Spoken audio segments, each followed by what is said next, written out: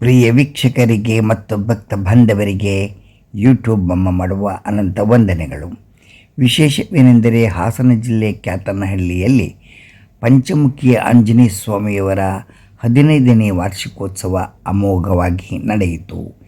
ಈ ಸಂದರ್ಭದಲ್ಲಿ ಶ್ರೀರಾಮ, ಸೀತಾದೇವಿ, ಲಕ್ಷ್ಮಣ, ಸ್ವಾಮಿ ವೀರಾಂಜನೇಯವರ ವಿಗ್ರಹ ಮತ್ತು ಇನ್ನೂ ಅನೇಕ ವಿಗ್ರಹಗಳನ್ನು ಕರೆತಂದು ಪೂಜೆ ಮಾಡಿ ಪ್ರತಿಷ್ಠಾಪನೆ ಮಾಡಲಾಯಿತು. ಆನಂತರ ಸಂಜೆ ಕಲ್ಯಾಣೋತ್ಸವ, ರಾಜಬೀದಿಯಲ್ಲಿ ಮೆರವಣಿಗೆ ಮತ್ತು ಶ್ರೀರಾಮ ಸೇವಾ ಸಮಿತಿಯಿಂದ ದೇವಸ್ಥಾನಕ್ಕೆ ಸೇವೆ ಸಲ್ಲಿಸಿದಂತಹ ಗಣ್ಯ ವ್ಯಕ್ತಿಗಳಿಗೆ ಸನ್ಮಾನ ಎಲ್ಲ ಕಾರ್ಯಕ್ರಮ ನಡೆಯಿತು. ಮತ್ತು ಕ್ಯಾತನಹಳ್ಳಿಯಲ್ಲಿ ಓದಿರ್ತಕ್ಕಂಥ ಮಕ್ಕಳಿಗೆ 90% ತೆಗೆದಿರ್ತಕ್ಕಂಥ ಮಕ್ಕಳಿಗೆ ಮತ್ತು ಮೊಮ್ಮಕ್ಕಳಿಗೆ ಪ್ರತಿಭಾ ಪುರಸ್ಕಾರವನ್ನು ಮಾಡಲಾಯಿತು. ಅಂದರೆ 20 ವಿದ್ಯಾರ್ಥಿಗಳು ಸಾಧನೆಯನ್ನು ಮಾಡಿರ್ತಕ್ಕಂಥ ಸನ್ನಿವೇಶಕ್ಕೆ ಮೆಚ್ಚಿ ಅವರು ಸನ್ಮಾನವನ್ನು ಮಾಡಿದರು. ಈ ಸಂದರ್ಭ ಜೈ ಶ್ರೀರಾಮ್, ಜೈ ಶ್ರೀರಾಮ್, ಜೈ ಶ್ರೀರಾಮ್. ಆತ್ಮೀಯ ಬಂಧುಗಳೇ,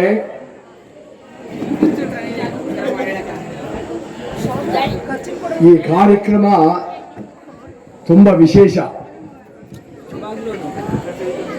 ನಮ್ಮ ಯುವಕ ಸಂಘದ ವತಿಯಿಂದ 2ನೇ ವರ್ಷ ತುಂಬ ಅಮೋಘವಾಗಿ ಈ ಕಾರ್ಯಕ್ರಮ ನಿಮ್ಮಗಳೆಲ್ಲರ ಸಹಕಾರದಿಂದ ತುಂಬ ಚೆನ್ನಾಗಿ ನಡೆಯಿತು.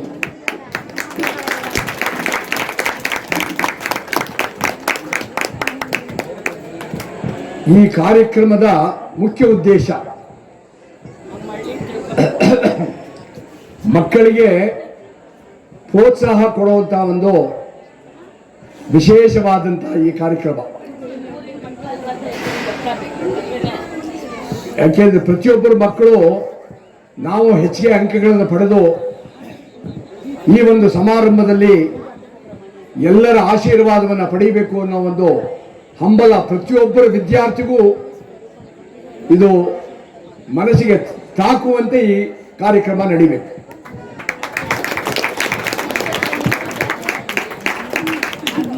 ಹೋದ ವರ್ಷಕ್ಕಿಂತ ಈ ವರ್ಷ ಈ ಕಾರ್ಯಕ್ರಮ ತುಂಬ ಚೆನ್ನಾಗಿ ತುಂಬ ಅಚ್ಚುಕಟ್ಟಾಗಿದೆ. ಇದು ನಮ್ಮ ಪಂಚಮುಖಿ ಆಂಜನೇಯ ಸ್ವಾಮಿಯ ಮುಂಭಾಗದಲ್ಲಿ ಈ ಸುಸಜ್ಜಿತವಾದ ಒಂದು ದಿವ್ಯವಾದ ಒಂದು ವೇದಿಕೆಯಲ್ಲಿ ತುಂಬ ಚೆನ್ನಾಗಿ ನಡೆದಿದೆ. ನಮ್ಮ ಚನ್ನಣ್ಣ ಅವರು ಹೇಳಿದ್ರು ಈ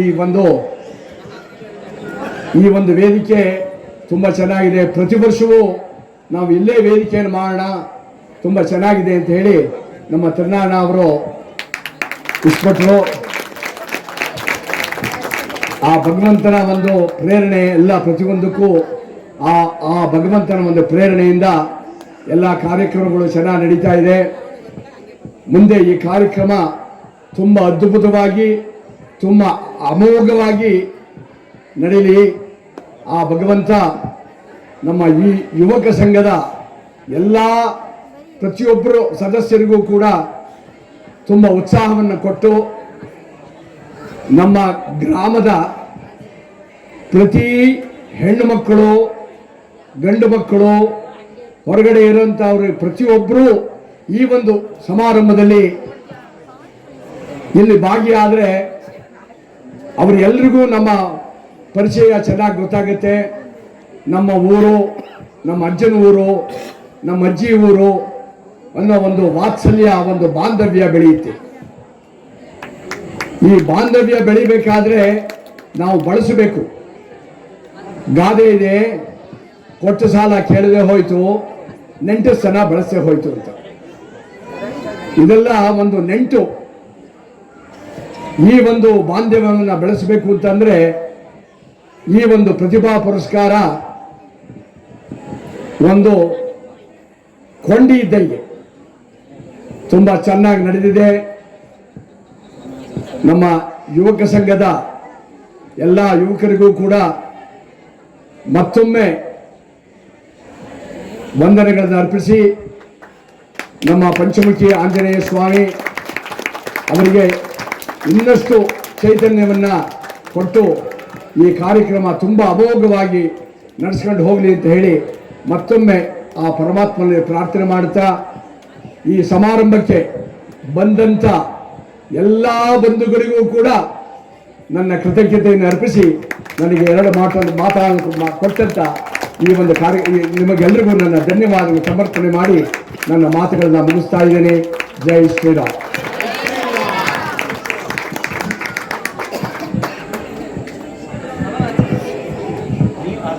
ಈ ಮುಂದಿನ ಸ್ವಲ್ಪ ಅಧ್ಯಕ್ಷರಲ್ಲ, ನೀವೇ ಅಧ್ಯಕ್ಷರು. ಮುಖ್ಯವಾಗಿ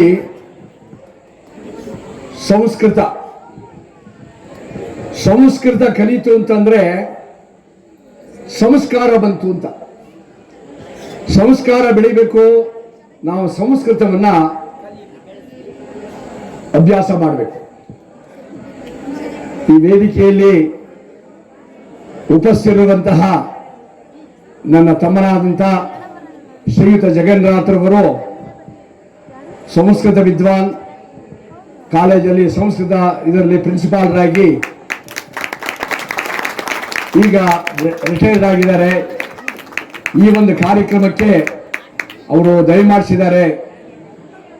ಅವರ ಒಂದು ಮುದ್ದಾದ ಮಾತಿನಿಂದ ಈ ಒಂದು ಸಂಸ್ಕೃತದ ಒಂದು ಪರಿಚಯವನ್ನ, ಯಾಕೆಂದ್ರೆ ಅವರ ವಿಷಯನ ಸ್ವಲ್ಪ ಅವರಿಗೆ ಹೇಳುವಂತ ಒಂದು ಸಂಸ್ಕೃತದ ವಿಷಯವನ್ನ ಸೂಕ್ಷ್ಮವಾಗಿ ಹೇಳಿ ಈ ಒಂದು ಕಾರ್ಯಕ್ರಮ ತುಂಬಾ ಇನ್ನೂ ಅಮೋಘವಾಗಲಿ ಅಂತ ಹೇಳಿ ಪ್ರಾರ್ಥನೆ ಮಾಡಿ ಅವರಿಗೆ ಮಾತಾಡಲು ಅವಕಾಶ ಮಾಡಿಕೊಡಿ ಅಂತ ಹೇಳಿ ಅವರ ಕೈಗೆ ಮೈಕ್ ಕೊಡ್ತಾ ಇದ್ದೀನಿ.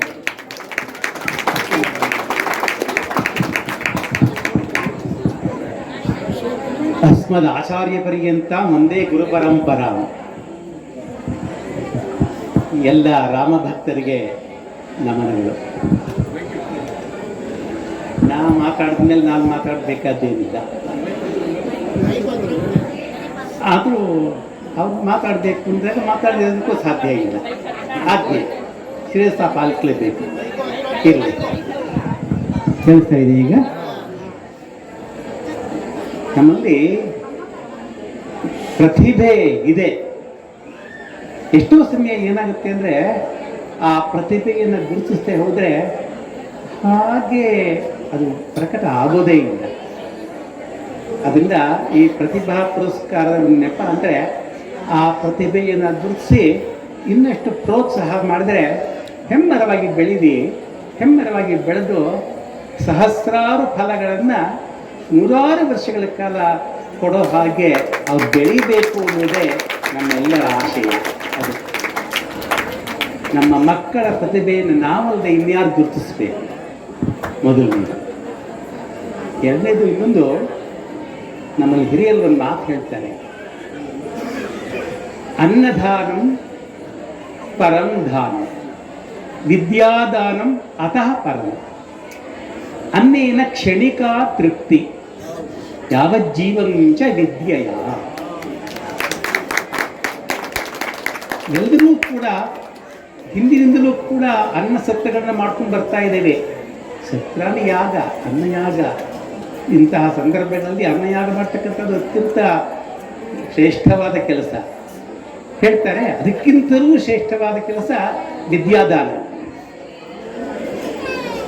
ಯಾಕೆ ಅಂತ ಕೇಳಿದ್ರೆ ಅನ್ನ ನಮಗೆ ಆ ಕ್ಷಣಕ್ಕೆ ತೃಪ್ತಿಯನ್ನು ಕೊಡ್ತದೆ, ಆದರೆ ವಿದ್ಯೆ ಅಂತಕ್ಕಂಥದ್ದು ನಮ್ಮ ಜೀವನ ಪರ್ಯಂತ ನಮಗೆ ಆ ತೃಪ್ತಿಯನ್ನು ನೀಡ್ತದೆ, ಅದು ಸಾರ್ಥಕತೆಯನ್ನು ತಂದುಕೊಳ್ತದೆ ಅಂತಕ್ಕಂಥದ್ದು.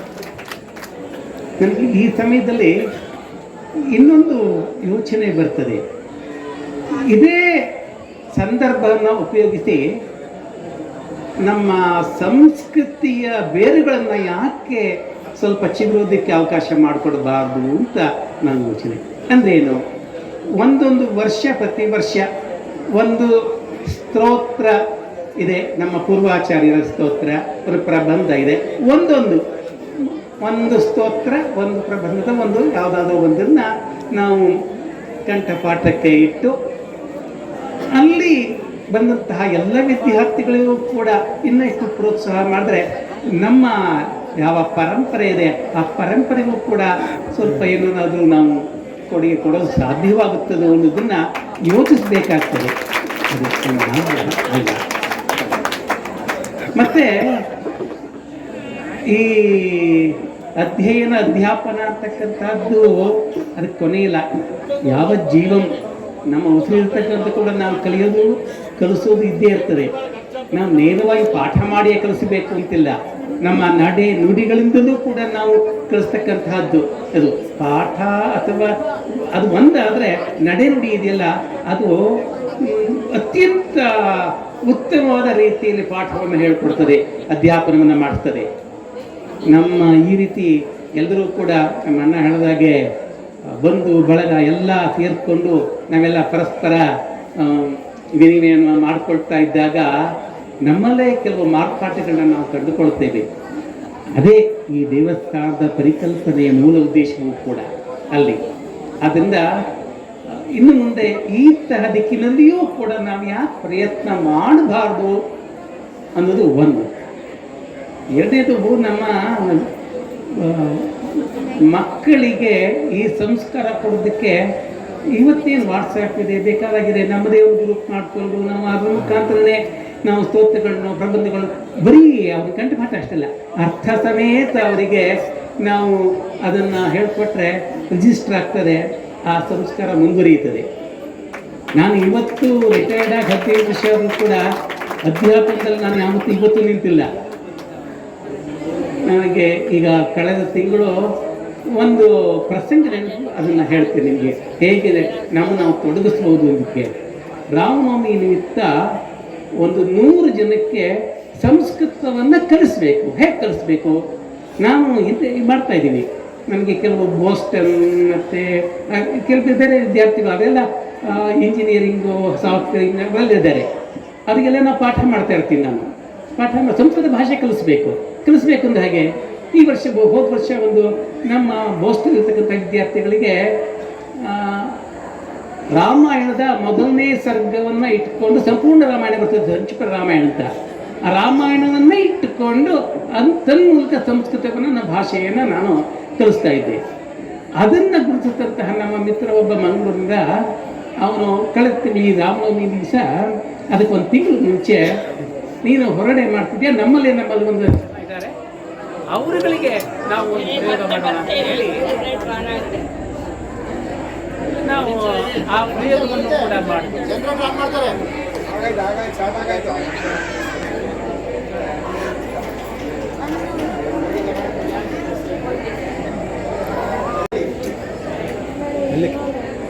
ಅದಕ್ಕೆ ಒಂದು ತಿಂಗಳು ಮುಂಚೆ ಕಾರ್ಯಕ್ರಮ ನಾವು ಹಮ್ಮಿಕೊಂಡ್ವು.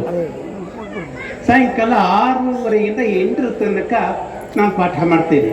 ಅದರಲ್ಲಿ 100 ಜನ ಬಂದಿದ್ದರು. ಆ 100 ಜನ ಎಲ್ಲಿಂದ? ಡೆಲ್ಲಿ, ಬಾಂಬೆ, ಅದು ಮಂಗಳೂರು, ಶಿವಮೊಗ್ಗ, ಬೆಂಗಳೂರು ಎಲ್ಲ ಕಡೆಯಿಂದ ಸೇರ್ಕೊಂಡಿದ್ರು. ಅಲ್ಲಿ ಸಣ್ಣ ವಿದ್ಯಾರ್ಥಿಗಳು ಇದ್ದರು, ಹಿರಿಯರಾದಂತಹವರು ಇದ್ದರು. ಜೊತೆಗೆ ನಿಮಗೆ ಆಶ್ಚರ್ಯ ಆಗ್ತದೆ, ನಮ್ಮ ರಾಜ್ಯದ IGP ಮತ್ತು ಅವ್ರ ಪತ್ನಿ ಅವರಿಬ್ಬರು ಕೂಡ ಇದ್ದರು. ಆ IGP ಪತ್ನಿ ಎಲ್ಲ ಸಂಸ್ಕೃತಜ್ಞೆ, ಉತ್ತರ ಪ್ರದೇಶದವರು, ಅದು ನಾರ್ತ್ ಇಂಡಿಯಾದವರು. ಅಲ್ಲಿ ಅದು ಡಾಕ್ಟರ್ಸ್ ಇದ್ದರು, ಇಂಜಿನಿಯರ್ಸ್ ಇದ್ದರು, ಗೃಹಿಣಿಯರಿದ್ದರು, ಎಲ್ಲರೂ ಕೂಡ ಇದ್ದರು. ಆವಾಗ ಎಷ್ಟು ಸೊಗಸಾಗಿ ಮೂಡಿ ಬಂತು ಅಂತಂದರೆ ಅದು ಹೇಳೋಕ್ಕೆ ಸಾಧ್ಯ ಇಲ್ಲ. ಆಮೇಲೆ ಪರಸ್ಪರ ಸಂದೇಹಗಳನ್ನ, ಸಂಶಯಗಳನ್ನ ವಾಟ್ಸಪ್ಗೆ ನಾವು ವಿನಿಮಯ ಮಾಡ್ಕೊಳ್ಳೋದು, ನೇರವಾಗಿ ಮಾತಾಡ್ತಿರೋದು. ಕೊನೆಗೆ ಹೇಗಾಯಿತು ಅಂತಂದರೆ, ಅದು ಬೆಂಗಳೂರಿನಲ್ಲಿ ಬಂದು ನಮ್ಮ ಬೇರೆ ಕಡೆ ಕರ್ಕೊಂಡು ಹೋಗಿ ಅಲ್ಲೆಲ್ಲ ನಮಗೆ ಇದು ಮಾಡಿದ್ರು. ಸೊ ಯಾಕೆ ಹೇಳ್ತೇನೆ ಅಂದರೆ, ಇವತ್ತಿನ ಈ ಒಂದು ಪರಿಸರದಲ್ಲಿ ಬೇಕಾದಷ್ಟು ಅನುಕೂಲ ಇದೆ. ಅದನ್ನು ಉಪಯೋಗ ಪಡ್ಕೊಂಡು ನಮ್ಮ ಸಂಸ್ಕೃತಿ, ನಮ್ಮ ಪರಂಪರೆ ಏನಿದೆ ಆ ಪರಂಪರೆಯನ್ನು ಕೂಡ ನಾವು ಮುನ್ನಡೆಸೋದಕ್ಕೆ ನಾವು ಇದನ್ನು ಉಪಯೋಗಿಸ್ಕೊಳ್ಬೋದು, ಈ ವೇದಿಕೆಯನ್ನು ಅನ್ನೋದು ಒಂದು. ಮತ್ತೊಂದು, ನಮ್ಮ ಈಗಿನ ಪೀಳಿಗೆ ಬಹಳ ಸೊಗಸಾಗಿ ಬರ್ತಾ ಇದೆ, ವಿದ್ಯೆಯಲ್ಲಿ ಮುಂದೆ ಬರ್ತಾ ಇದ್ದಾರೆ. ಕೆಲವೊಮ್ಮೆ ಉನ್ನತ ಅಭ್ಯಾಸವನ್ನು ಮಾಡುವಾಗ ಆರ್ಥಿಕವಾಗಿ ಏನಾದರೂ ಕೂಡ ಅವರಿಗೆ ತೊಡಕಾದರೆ ಅವರಿಗೆ ಆರ್ಥಿಕತೆಯ ಸಹಾಯವನ್ನು ಕೂಡ ಮಾಡುವುದಕ್ಕೆ ಅವರ ವಿದ್ಯಾಭ್ಯಾಸದಲ್ಲಿ ನಾವು ಯಾಕೆ ಒಂದು ಸ್ವಲ್ಪ ಪ್ರಯತ್ನ ಮಾಡಬಾರ್ದು ಅನ್ನೋದು ನನ್ನ ವೈಯಕ್ತಿಕವಾದಂತಹ ಚಿಂತನೆ.